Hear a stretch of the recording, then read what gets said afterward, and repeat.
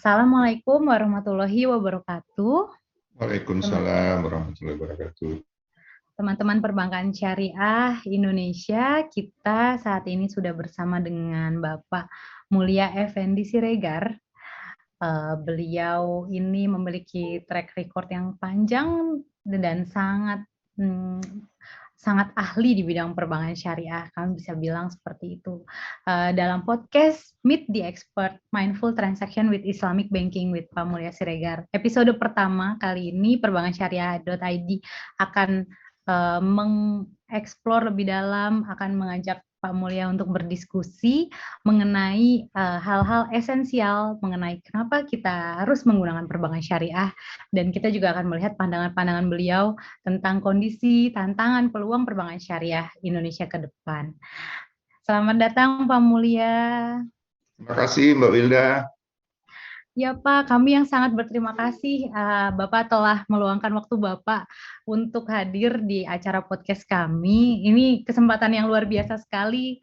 Kami sangat senang sekali atas kesempatan ini karena dari dulu kami terutama sudah mengagumi figur Bapak yang telah menjabat berbagai posisi penting di industri perbankan syariah atau keuangan syariah di Indonesia ini, Pak. Sami-sami, terima kasih. Kami sebelumnya mohon izin memperkenalkan dulu kepada teman-teman semua. Di sini Pak Mulya Siregar ini merupakan, seperti yang saya sebutkan tadi, merupakan pelaku sejarah yang telah berkecimpung lebih dari 30 tahun di dunia perbankan syariah. Beliau merupakan lulusan Sarjana Ekonomi Pertanian IPB tahun 1980 dan memiliki gelar Master of Science di bidang Agricultural Economics dari Ohio State University, USA pada tahun 1989. Beliau melanjutkan studi hingga mendapatkan gelar doktoral di bidang Consumer Economics pada tahun 1998. Karir beliau di dunia perbankan dimulai sejak keikutsertaan Pak Mulya dalam program pendidikan calon pegawai muda atau PCPMBI ya Pak, sebagai staf di BI tahun 1983. Lalu tahun 2002 Pak Mulya menjadi peneliti senior tim Litbang Perbankan Syariah. Lalu juga menjabat sebagai Direktorat Perbankan Syariah BI tahun 2010. Dan sejak beralihnya fungsi pengawasan perbankan dari BI atau Bank Indonesia ke Otoritas Jasa Keuangan atau OJK, beliau menjabat sebagai Deputi Komisioner Pengawas Perbankan 1 OJK pada tahun 2013 hingga tahun 2017.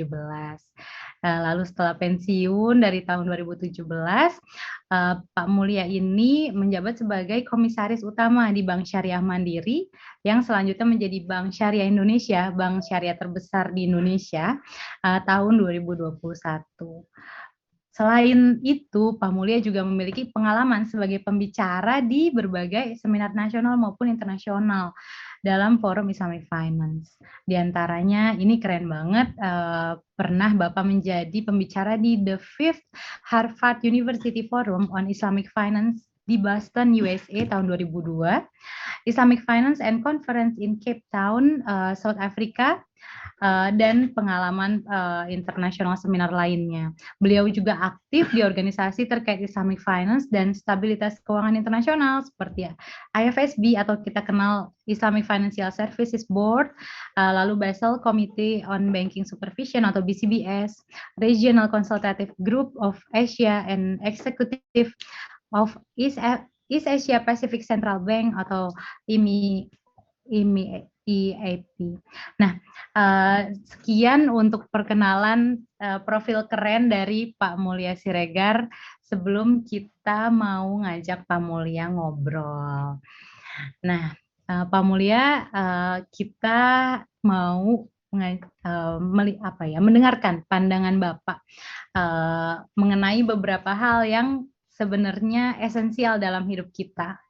Jadi di episode pertama kali ini kami ingin mendengar perspektif Bapak yang sangat luas, yang sudah mungkin sudah bisa dikatakan sudah sangat bijaksana dalam menghadapi kehidupan, dan itu akan menjadi masukan banget nih buat kami yang masih usia 20-an, masih baru mulai kuliah, seperti teman-teman, yang juga milenial. Di sini pasti pada mulai berpikir tentang kehidupannya di dunia ini, tentang masa depannya, nanti mau menjadi orang seperti apa, seperti itu. Makanya kami akan mengangkat tema esensi beribadah di episode pertama. Nah, mungkin kita mulai dari pertanyaan pertama ya Pak Mulia. Menurut Pak Mulia, bagaimana kita seharusnya memaknai ibadah?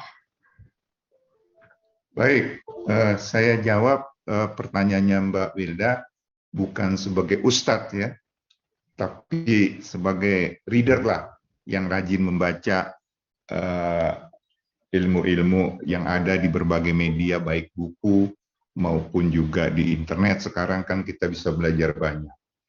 Jadi kalau ditanya esensi beribadah, sebetulnya kita ketahui ibadah itu ada dua. Yang pertama adalah ibadah mahdoh, ya, dan khairu mahdoh.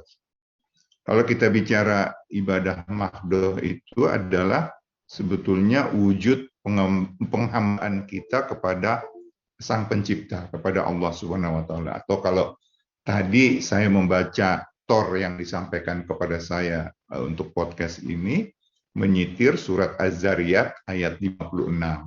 Bahwasanya manusia diciptakan untuk mengabdi kepada Allah Subhanahu wa Ta'ala. Tiada lain, itu maksudnya adalah untuk beribadah. Nah ini kalau kita lihat yang ibadah mahdoh itu, itulah sebetulnya wujud penghambaan kita kepada Allah Subhanahu wa Ta'ala. Dan tentunya hubungannya itu adalah hubungan antara hamba dengan Allah Subhanahu wa Ta'ala secara langsung. Dengan kata lain, ibadah mahdoh adalah hubungan manusia dengan Tuhan atau hubungan secara vertikal. Nah, sedangkan yang ghairu mahdoh itu adalah ibadah yang umum, ya, merupakan segala perbuatan yang mendatangkan kebaikan dan juga dilakukan dengan niat ikhlas hanya karena Allah. Itulah yang ibadah ghairu mahdoh. Sedangkan kalau yang ibadah mahdoh itu pun terbagi dua. Ada yang badaniyah mahdoh, itu adalah yang dikaitkan dengan kegiatan fisik. Misalnya kita melakukan sholat, kita melakukan berpuasa atau fasting, kita tadarus Al-Quran, kita wudhu, itu semuanya ada kegiatan fisiknya. Nah yang maliyah mahdoh, yang kedua adalah itu terkait dengan harta. Tidak bisa terpisahkan dengan harta kegiatannya. Misalnya kita membayar zakat, membayar infak, sedekah, kita berwakaf, itu selalu dikaitkan dengan harta yang ada. Nah, yang ketiga dari ibadah mahdoh ini adalah kombinasi dari dari badaniyah dan maliyah, yaitu antara kegiatan fisik dan juga kegiatan keuangan, ada harta di situ terlibat. Itu adalah kegiatan yang kita kenal sebagai kegiatan berhaji dan juga umroh. Jadi kalau saya melihat bahwasanya ibadah itu ada yang mahdoh, kemudian yang mahdoh itu ada dua, ada tiga, badaniyah, maliyah, dan kombinasi dari badaniyah dan maliyah. Kemudian yang terakhir adalah ghairu mahdoh, ibadah umum atau yang sering kita kenal sebagai hablum minan nas, hubungan horizontal antar sesama manusia.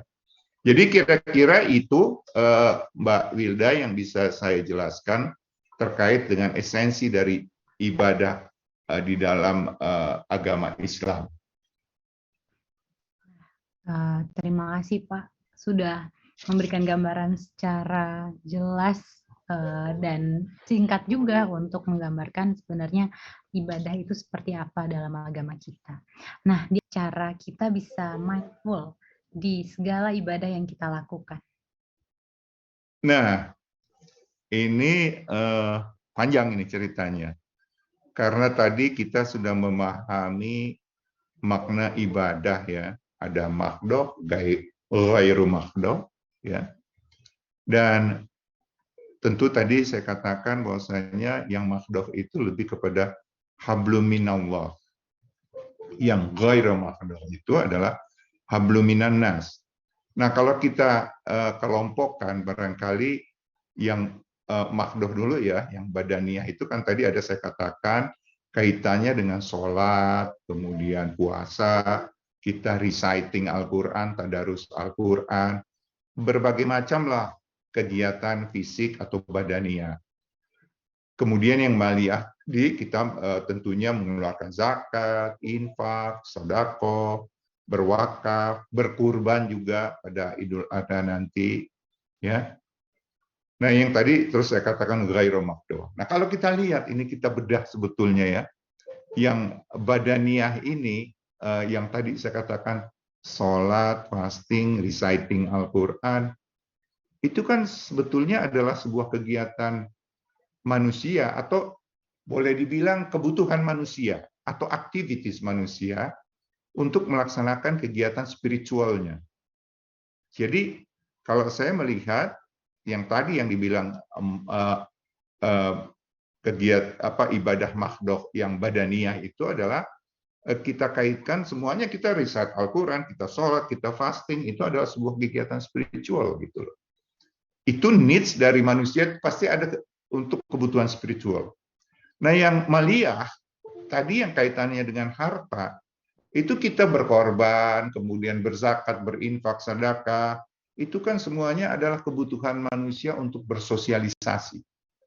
Jadi di situ ada kelompok needs dari manusia, ada spiritual, ada sosialisasi.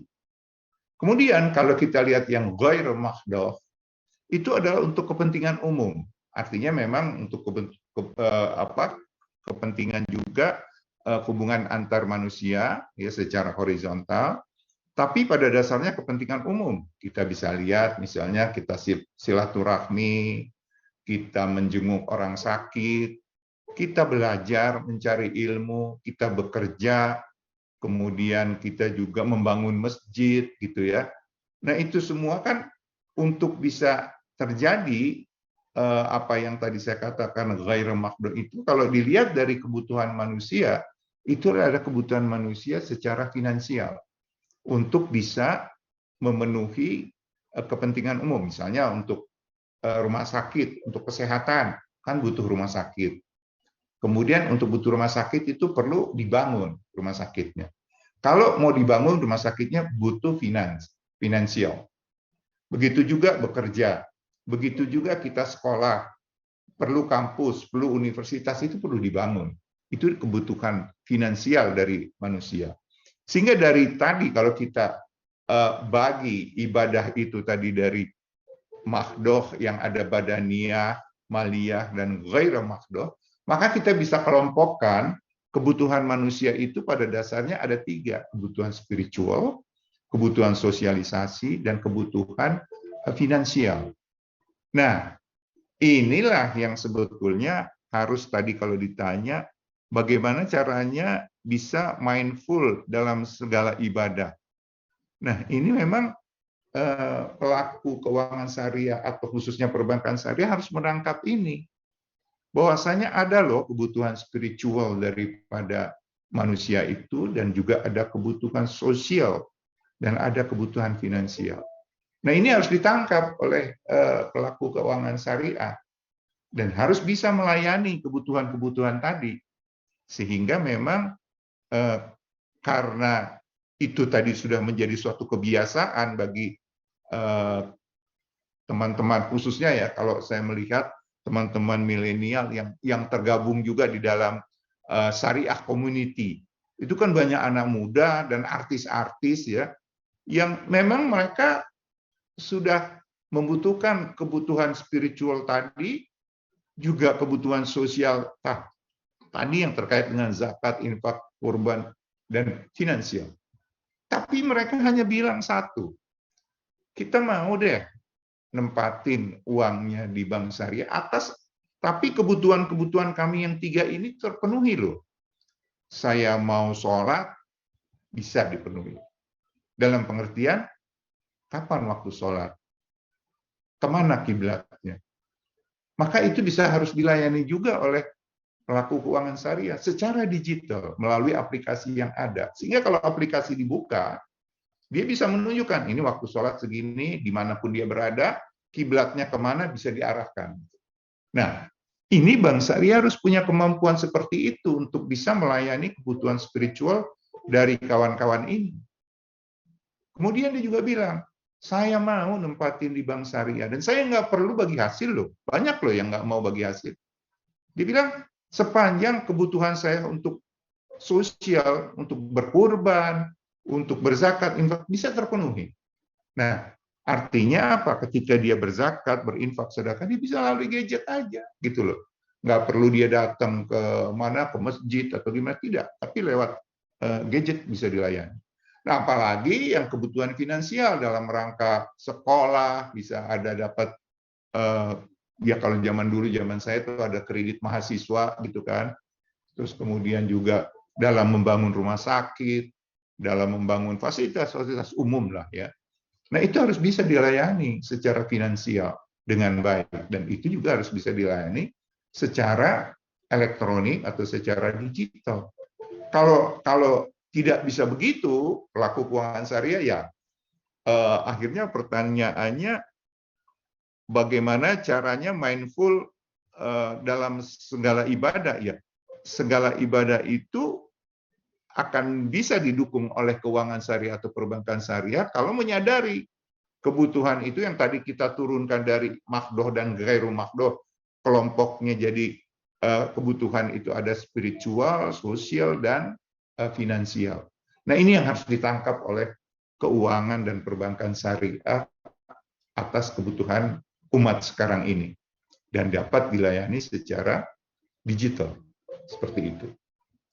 Kalau seandainya dianya ingin sholat, kemudian dari aplikasi-aplikasi yang dipunyai oleh bank syariah tidak bisa memberikan itu, masa apa ya? Jadi kita nggak bisa hanya jualan bank syariah. Kalau zaman dulu, Mbak Wilda, saya masih ingat dulu, saya sering juga turun ke lapangan, datang ke bank-bank syariah yang baru buka gitu ya. Jargonnya adalah, Pak, Bapak nabung di sini, Pak. Kalau Bapak nabung sini dijamin masuk surga. Kan kacau seperti itu.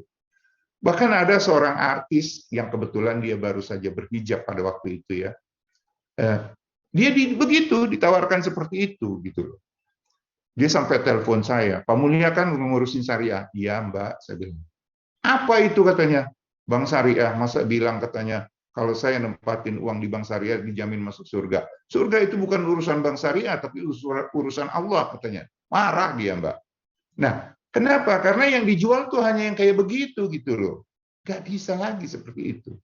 Yang dijual itu harus yang hal-hal yang memang memudahkan masyarakat untuk melakukan kegiatan spiritual, melakukan kegiatan sosial, melakukan kegiatan finansial. Itu yang harus dilakukan. Karena itulah kebutuhan masyarakat saat ini. Begitu Mbak Wilda. Di sini saya mendapat insight yang luar biasa sekali Pak Mulia. Terima kasih Pak sudah membahasakannya dengan lebih mudah bagi kami.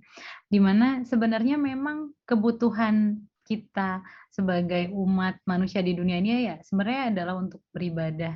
Dan ibadah itu dikelompokkan menjadi 3 tadi, yaitu dari spiritual, lalu juga dari sosial, untuk bersosialisasi, dan yang terakhir yaitu finansial. Dan sebenarnya 3 ini bisa difasilitasi oleh bank syariah ya Pak ya? Yes.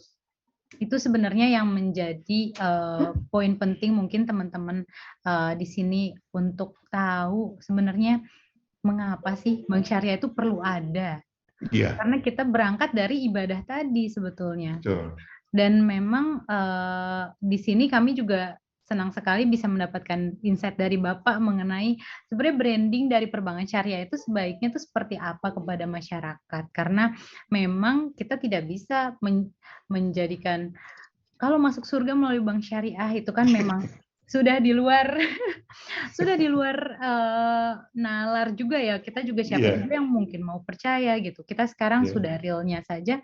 Oh, ternyata melalui Bank Syariah saya juga bisa loh langsung berzakat, bisa dengan Yes. mudah mau untuk ibadah yang badaniah tadi, mau sholat sudah ada pengingatnya, lalu untuk Iya. baca Quran juga ada fasilitasnya. Itu adalah sebuah kebutuhan yang alhamdulillah sekarang Bank Syariah di Indonesia juga sudah mulai memfasilitasi itu, Pak, yang itu yang kami rasakan sekali sih sebagai komunitas perbankan syariah Indonesia, kami sangat senang dengan adanya inovasi seperti itu gitu, karena memang sesuai kebutuhan.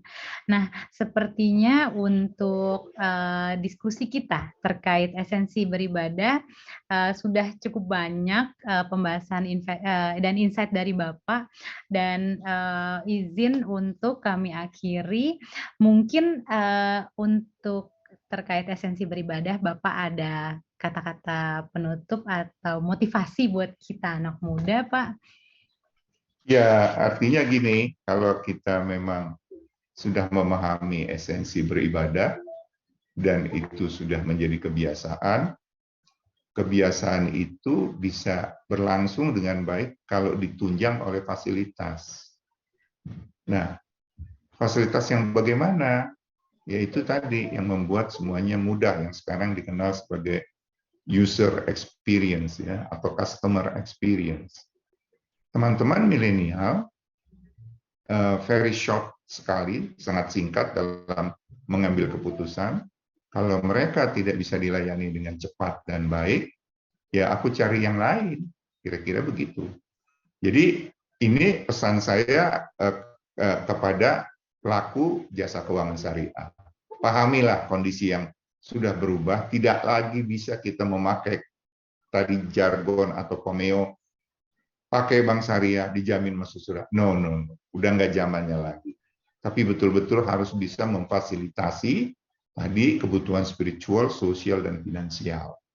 Dan bagi para milenial, percayalah, bank syariah dan pelaku keuangan syariah akan berusaha untuk memenuhi kebutuhan kawan-kawan semua secara digital. Karena itu sudah zamannya dan tidak bisa lagi ditunda-tunda.